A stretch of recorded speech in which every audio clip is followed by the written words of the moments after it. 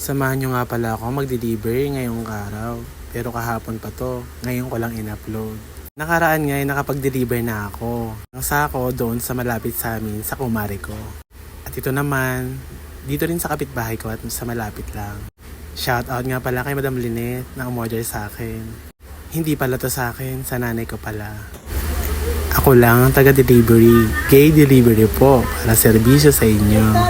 Tutungo na nga ang akla. Ganda ko. Diba? Itong bahay pala nila Madam Lynette ay sa pangatlong palapag. May ground floor kasi ito at medyo mataas.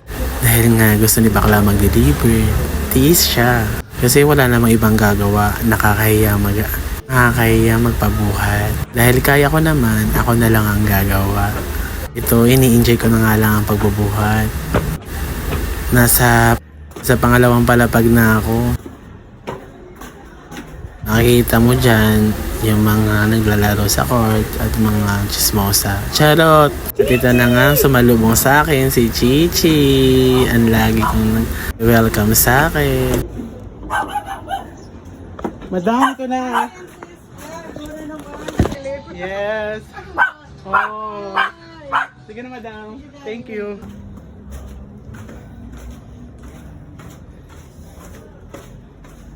Yun lang, pababa na rin ako. Sa mga kukuha dyan, PM lang ako at ako ang magdi-deliver. Basta along lang dito sa atin, sa barangay. Bye!